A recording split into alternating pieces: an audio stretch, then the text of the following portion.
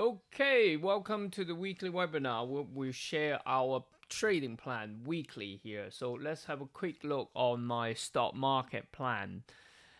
We're looking at the SPY, the S&P 500 ETF, as you can see right here.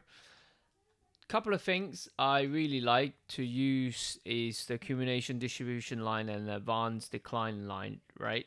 Both, the first one on top tracks the volume. As you can see through here, the period, now we're actually pushing higher. So I just grab my pen.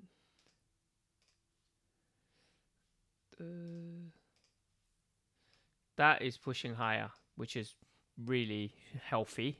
Also, the bottom one is the accumulation distribution on the top one. This is advanced decline line on the bottom one. Tracks the underlying stocks of the 500 stock inside S&P 500, which is also pointing upwards, so very bullish. Now, let's have a look at the actual chart itself.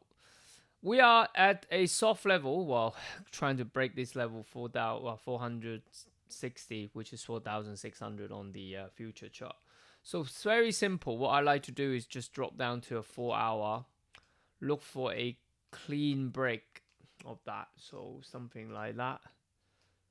And a retest to buy S&P 500, okay?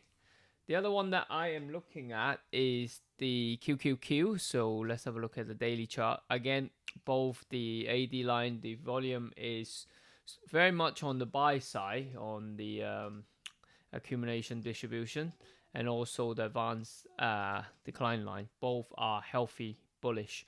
Similar things drop down to 4-hour. I like to see this break first, right? Very simple. Break this area, so a break, retest, continue to buy. So bullish on that end.